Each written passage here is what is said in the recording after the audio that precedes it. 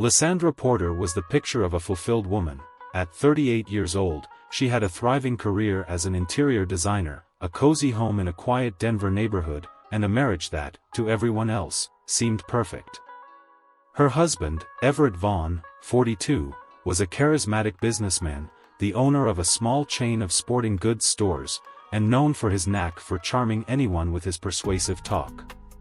The couple was admired by friends and family alike, often seen as the embodiment of a successful relationship. However, in recent months, Lysandra began noticing small changes in Everett's behavior. He seemed more distant, his messages and calls became brief, and his excuses for coming home late grew more frequent. At first, she attributed it to work stress, but an unease grew in her heart despite her attempts to brush it off. It was during a routine checkup that her life began to take a drastic turn. A persistent abdominal pain led her doctor to order more detailed tests. One quiet morning, sitting across from Dr. Arlen Foster, Lysandra received news that no one is ever prepared to hear. She had an aggressive form of pancreatic cancer. Lysandra tried to process the information while the doctor explained the treatments that could extend her life and improve her chances of survival. Her mind, however, was elsewhere. She thought of Everett and how he would react. He was the man who had promised to stand by her, in sickness and in health. Clinging to that promise, she returned home, carrying the diagnosis that would change everything. When she arrived, she found Everett in the living room, distracted by his phone with a glass of whiskey beside him. Summoning her courage, she approached him and asked to talk. With a trembling voice and tears held back, she told him everything: the pain, the diagnosis, the potential treatments, and the fear she felt. Everett listened in silence, his expression unreadable. When she finished, she expected a comforting hug or words of reassurance, but he simply sighed and said, "That's terrible, Lys. But we'll deal with it." His cold and emotionless response felt like a dagger to her heart. Everett quickly shifted the subject, mentioning that he had urgent business to handle at the office. Within minutes, he was out the door, leaving her alone in the whirlwind of her emotions. That night, Lysandra realized that something had shifted, not only in her health but in her marriage. Everett was physically present but emotionally absent. Deep down, she began to fear that the worst was yet to come. In the days that followed, Everett maintained an outwardly normal demeanor, but something about his behavior felt off. He was increasingly absent, spending long hours away from home and avoiding any deep conversations with Lysandra. Still reeling from her diagnosis, Lysandra tried to adjust to her new reality while waiting for her treatment plan to begin. One evening, while organizing medical documents in the living room, Lysandra came across a pile of unfamiliar bank statements. There were large withdrawals and frequent payments to restaurants and hotels she had never been to. Something felt wrong, but she chose to ignore it, convincing herself that Everett might just be coping with the situation in his own way. But Everett had already made up his mind. Tired of the burden of a sick wife, he began spending more time with Marisol Grant, a woman 15 years younger, vibrant, and ambitious, with whom he had been having an affair for months. Marisol knew Everett was married, but he had assured her that the marriage was over and that he just needed time to finalize the separation. One morning, while Lysandra slept after a difficult night, Everett packed his bags silently. He left no note, no explanation, nothing. He simply walked out, taking what he deemed important: his designer clothes and his most expensive belongings. When Lysandra woke up, she found the house eerily quiet and empty, except for an indescribable void that filled the space. Hours later, as she searched for Everett, she called his phone, but the calls went straight to voicemail. After several attempts, she sent a brief message. "Where are you?" His response came the next day, via text. "I need some time to think. Take care." Those words hit like a punch to the gut. Everett had not only abandoned his wife but also the role he was supposed to play during such a delicate time. Lysandra was left alone, her health in jeopardy, with no one to truly rely on, except her lifelong friend, Lucille Harding, who rushed to her side upon hearing what had happened. Lucille found Lysandra in a state of physical and emotional fragility. With patience and care, she helped her friend plan the next steps. Together, they decided that Lysandra's health had to be the top priority. Lucille promised not to leave her side, while Everett moved on with his new life without a backward glance. As Everett continued his life with Marisol Grant, he felt like he had finally found the freedom he longed for. He showered her with expensive gifts, took her to fancy restaurants, and made promises of a luxurious future.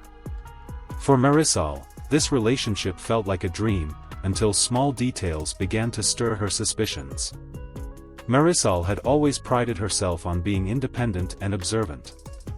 One day, while tidying up Everett's mess in the apartment he rented for them, she came across a forgotten folder buried under a pile of clothes.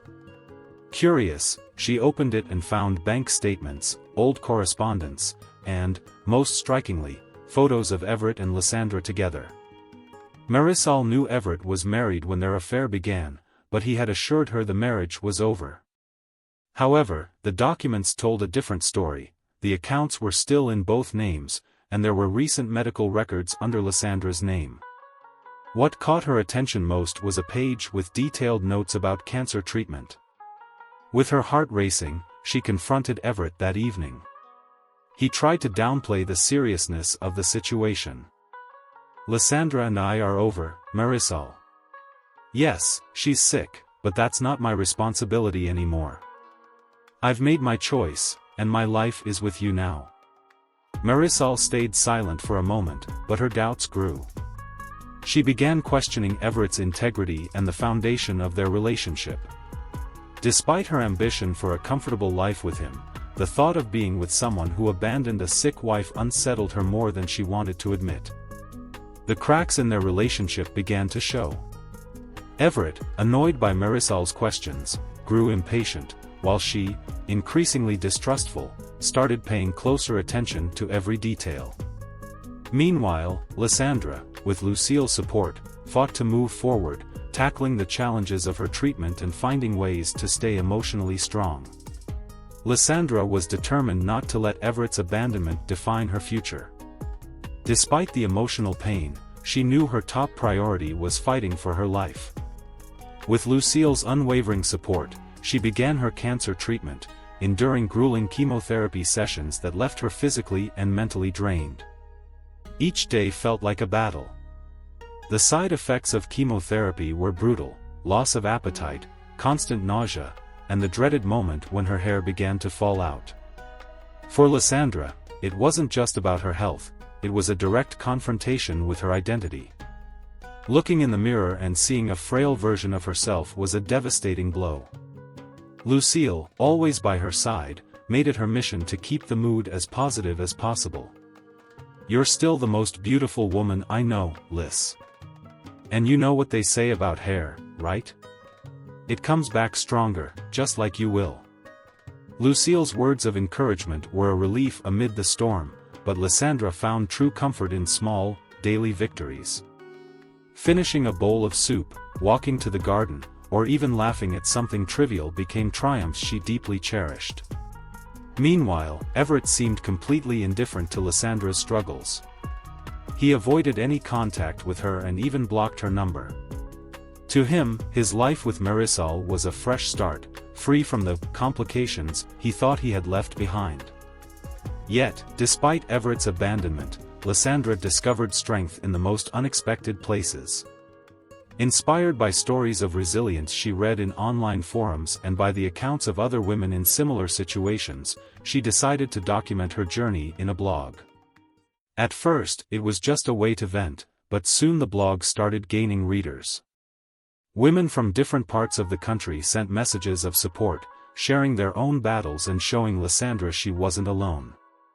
This connection gave her new energy, a greater purpose. The illness and the abandonment were still hard to face, but now she felt she had something beyond herself to fight for, helping other women who felt isolated and forgotten. Amid her daily struggles to stay strong during treatment, Lysandra was caught off guard by a call from an unknown number. It was Paul Grayson, the lawyer representing her grandfather's estate. Lysandra was stunned, as she hadn't been in contact with her grandfather, Theodore Campbell, for years. He had always been a reserved man, deeply involved in his business affairs, and had distanced himself from the family after her grandmother's death. "Mrs. Porter, I'm sorry for your loss. As your grandfather's closest living relative, I need to discuss the terms of his will with you. It's essential for you to be present at the reading in 2 weeks." Lysandra was confused. Although Theodore's passing didn't stir any emotional reaction, the call intrigued her. She had no idea why he would leave her anything, especially given the emotional distance that had always existed between them. "Mr. Grayson, I'm not sure why my grandfather would mention me in his will. We barely spoke in recent years," she explained. The lawyer's tone remained professional. "That will be clarified during the reading, Mrs. Porter. But I can tell you he included a specific clause you'll need to hear in person." The cryptic tone only heightened Lysandra's curiosity. Despite the exhaustion from her chemotherapy, she decided to attend. Perhaps this meeting could provide some answers about her family's past. Lucille, ever her support, encouraged her. "Lys, you have to go. It might help you close some emotional chapters and, who knows, maybe receive something that can support you now." The idea of attending the will reading felt far removed from Lysandra's current reality, but she resolved to make it happen. Deep down, she believed there might be something bigger behind the invitation. Meanwhile, Everett, unaware of Lysandra's plans, began hearing rumors about Theodore's passing. Intrigued by the possibility of a significant inheritance, he decided to investigate, even though he had severed ties with Lysandra. His ambition and greed drove him to act.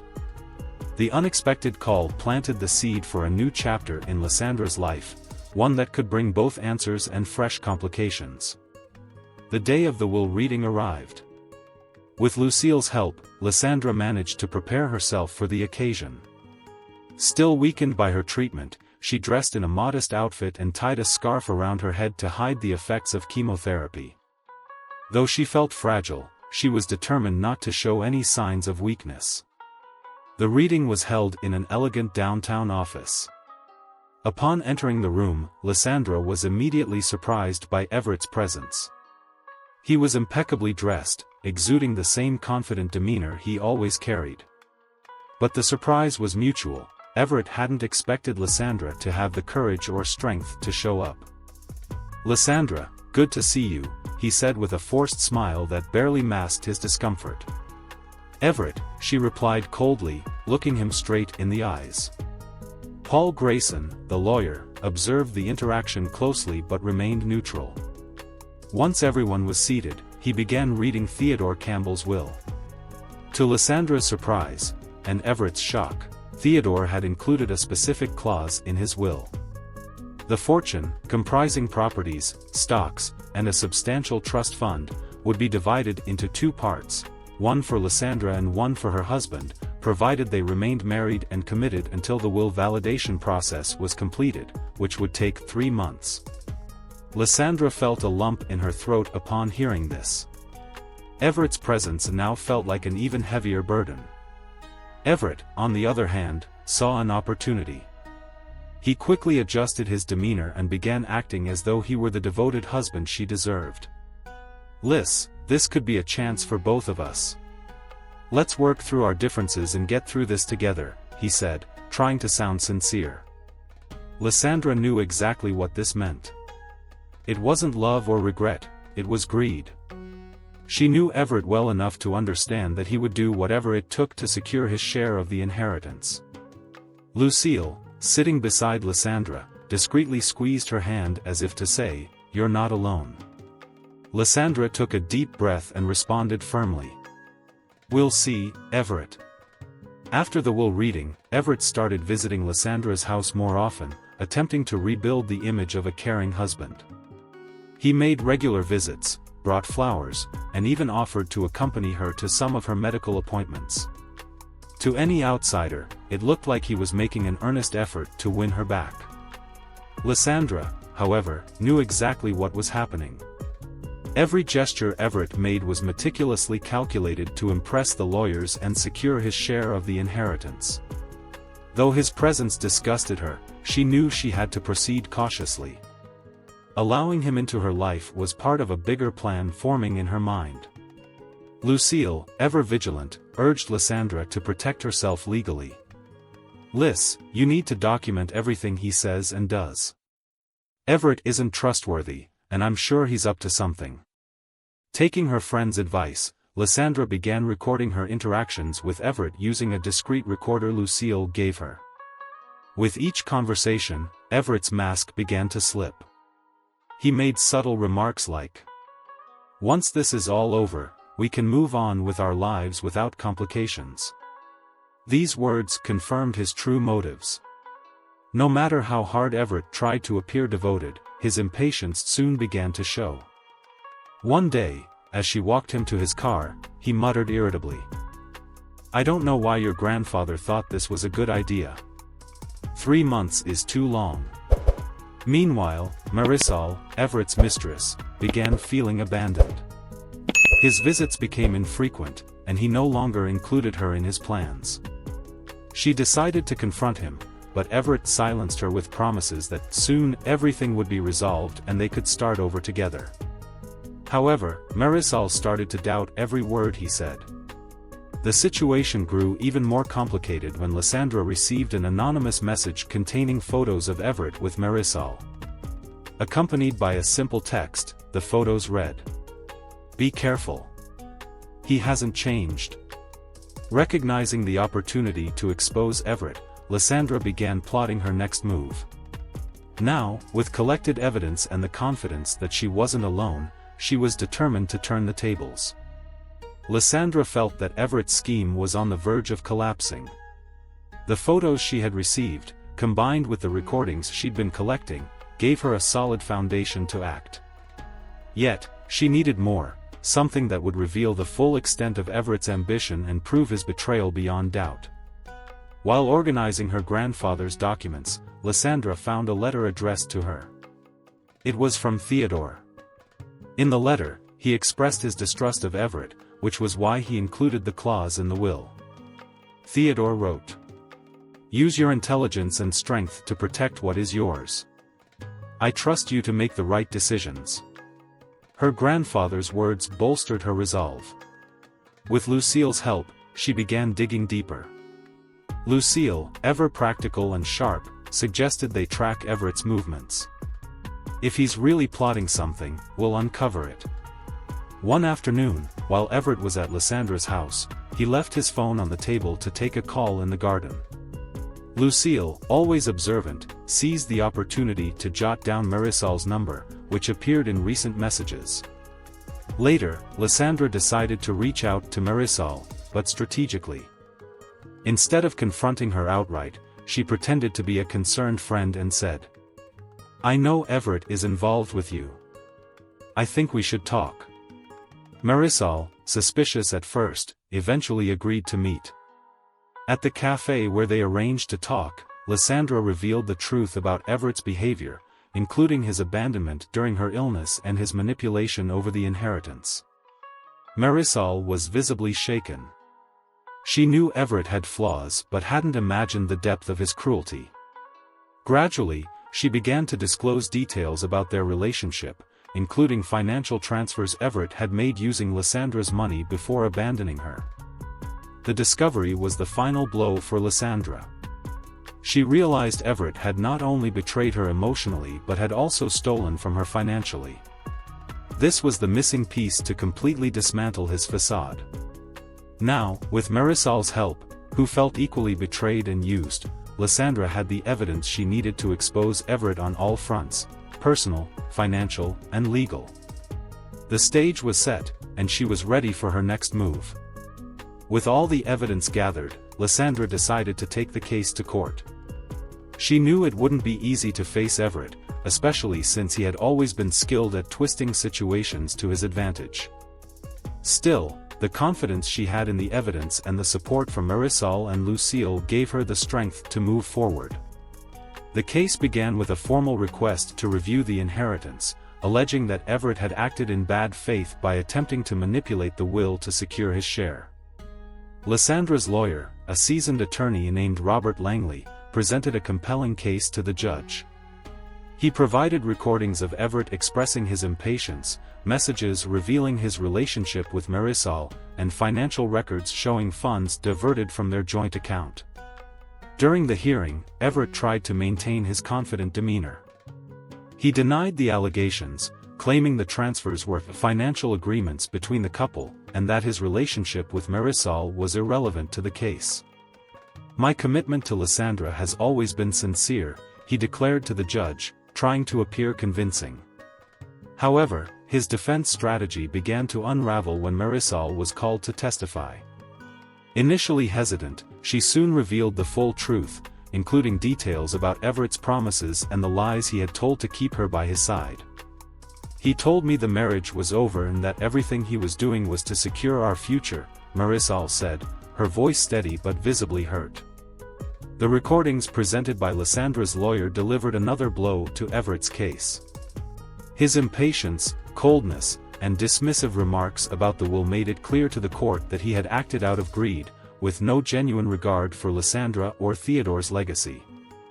By the end of the testimony, the judge, clearly moved by Lysandra's courage and the strength of the evidence, ruled that Everett had forfeited any claim to the inheritance. The will explicitly stated that the condition was based on genuine commitment, something the defendant has blatantly violated, the judge declared before closing the session. Although exhausted, Lysandra felt a wave of relief wash over her. She had faced not only a deceitful husband but also her own fears and insecurities. Lucille, by her side, held her hand and whispered, "You did it, Lys." The court's decision marked the beginning of Everett's downfall. News of the case spread quickly through town, fueled by gossip among acquaintances and local media curiosity. Within days, Everett, once seen as a respected businessman, became the target of scornful looks and whispered conversations. The situation worsened when details of the trial were published in a local newspaper. The headline read, "Man attempts to manipulate sick wife's inheritance, exposed in court." The article detailed the evidence presented, including Marisol's testimony and recordings that revealed his greed and betrayal. Everett tried to maintain his composure, but his reputation was already in shambles. Friends and colleagues, who once admired him, now confronted him, seeing him as selfish and unscrupulous. In a desperate attempt to control the damage, Everett made a public statement, claiming there had been misunderstandings, and that he was the victim of manipulation. However, the truth was far too evident to be denied. One afternoon, while walking downtown, Everett was approached by a group of people who recognized him. A woman, visibly angry, called out, "How could you do that to your own wife?" Embarrassed and at a loss for words, Everett hurried away. His shame was evident, but he continued to refuse to acknowledge his wrongdoing, even as everything around him crumbled. Meanwhile, Lysandra followed the unfolding events with mixed emotions. Though she didn't want to revel in revenge, she understood that Everett's public humiliation was the result of his own choices. Lucille, ever supportive, reminded her, "You didn't cause this, Lys. He did this to himself." Lysandra chose to keep her dignity intact. She made no public comments nor celebrated Everett's downfall. Instead, she focused her energy on what came next, starting anew, far from the shadows of her past. After Everett's public humiliation, Lysandra focused on rebuilding her life. Although she still faced health challenges, she was determined to turn her experience into something meaningful. With Lucille's support, she began organizing a project to help others battling cancer and the emotional struggles that came with it.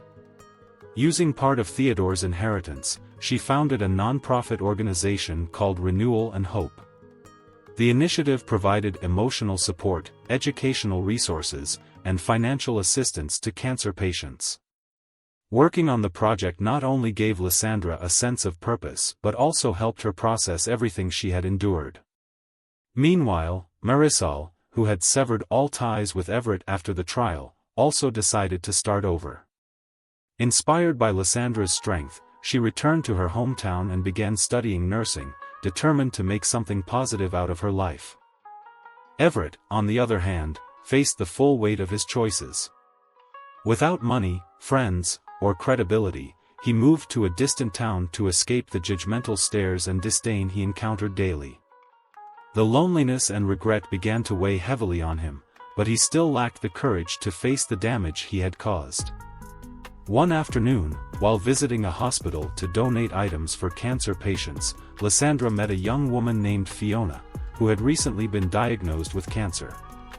Fiona was overwhelmed, scared, and hopeless. In speaking with her, Lysandra saw a reflection of herself during the darkest days of her life. "I know what it's like to feel like the world is falling apart," Lysandra said, holding Fiona's hands. "But you're stronger than you think, and you're not alone." The connection with Fiona brought new depth to Lysandra's work, and the two became close. Fiona started volunteering at the organization, finding support and inspiration in her friendship with Lysandra. This new chapter in Lysandra's life didn't erase the past but transformed it into a foundation for something greater. She chose to focus on what she could build rather than what she had lost, and it made her feel stronger than ever. With her organization growing and gaining recognition, Lysandra felt she was finally regaining control over her life. Each story of resilience she encountered through her nonprofit gave her a renewed sense of purpose. Fiona, now one of her leading volunteers, had become an example of strength and determination, inspiring other patients to face their challenges bravely. Despite her achievements, Lysandra knew there were still emotional wounds to heal. She decided she needed a complete fresh start, something that would distance her from painful memories. Inspired by stories of people who had transformed their lives, she chose to take a break from her routine and travel to places she had always dreamed of visiting. Lucille, ever supportive, encouraged her. "Lys, you deserve this. After everything you've been through, it's time to focus on yourself." Lysandra's first stop was the California coastline, where she had always dreamed of walking barefoot on the sand, listening to the sound of the waves. During one of these walks, she met Nathan, a literature professor visiting the beach for inspiration for his next book. They struck up a conversation and quickly discovered an unexpected connection. Nathan was calm, attentive, and genuinely interested in Lysandra's story, without judgment or rush. Over time, he became a constant companion during her beach walks and the simple dinners they shared. For the first time in a long while, Lysandra felt she could let her guard down and allow herself to be vulnerable again. As they explored small coastal towns together, Nathan encouraged her to turn her experiences into a book. He believed her story could inspire others to find strength during adversity. "You have something powerful to share, Lysandra. Don't underestimate the impact it could have," he said as he flipped through the draft she had started one quiet afternoon. Lysandra's new beginning wasn't just about leaving the past behind, it was about making room for new possibilities. She found in Nathan a friendship that blossomed into something deeper while continuing her mission to support vulnerable individuals. Sitting on the beach at sunset, with the gentle breeze on her face, Lysandra finally felt alive. Not just surviving, but truly living. During her travels, Lysandra felt a freedom she hadn't experienced in years. Every place she visited brought new stories, new people, and a sense of rebuilding that filled her with hope. However, on a sunny afternoon in a small village in rural Oregon, she had an encounter that completely caught her off guard. While strolling through a local market, exploring craft stalls, she heard a familiar voice that made her heart skip a beat. When she turned, she saw Everett. He was alone, looking older and carrying a weariness in his eyes she had never seen before. For a moment, neither of them spoke. The surprise on Everett's face was as evident as Lysandra's discomfort. "Lysandra. I didn't expect to see you here," he said, his voice unsteady. Lysandra, now much more confident, held her composure. She didn't feel anger, just a distant curiosity about what he was doing there. "Everett. Surprising to see you too," she replied, her tone calm yet firm. He tried to start a conversation, explaining that he had left everything behind and was trying to start over. Everett mentioned that the past few months had been the hardest of his life, admitting that he finally understood how much he had lost. "I made terrible mistakes, Lysandra. I don't expect you to forgive me, but I wanted you to know that I deeply regret everything." His words were unexpected, but Lysandra realized she no longer needed his apologies. She had already found her peace, her purpose, and her strength. "I hope you find what you're looking for, Everett. But I've already left it all behind," she said sincerely before walking away. The encounter left her thoughtful for a few hours but was soon overshadowed by the joy of continuing her journey. For Lysandra, that moment wasn't a return to the past but proof that she had truly moved on. Everett was no longer a shadow in her life, and that realization freed her even more. At the end of her travels, Lysandra returned home with a renewed sense of purpose and peace. She decided to mark this new chapter in her life with a celebration, something that would symbolize not only her achievements but also her resilience in overcoming hardships. With the help of Lucille and Fiona, Lysandra organized a special event for the patients supported by her nonprofit, Renewal and Hope. The event, called Living Beyond Pain, brought together people from all walks of life to share their stories of perseverance. There was music, food, and a light-hearted atmosphere filled with gratitude and unity. During the event, Lysandra gave a short speech that moved everyone. "Life isn't about the challenges we face, but about what we choose to do with them. Today, we're here to celebrate not just what we've overcome, but who we've become." Nathan, who had traveled to be by Lysandra's side, watched her with pride. He saw in her the strength of someone who had turned pain into something extraordinary. At the end of the celebration, he invited her for a walk through the garden illuminated by small string lights placed for the event. "You know, Lysandra, your story isn't just inspiring. It's a reminder that we can all rebuild ourselves," Nathan said, holding her hand. Lysandra smiled, feeling that she was exactly where she was meant to be. Later that night, as she looked up at the starry sky, Lysandra reflected on everything she had been through. Every struggle, every loss, and every moment of doubt had shaped the person she had become, strong, resilient, and full of hope. She knew the future would still hold challenges, but she was ready. For the first time in years, she felt no fear of the unknown. She felt alive. And that was the greatest victory of all. Subscribe to my channel, this is very important to me.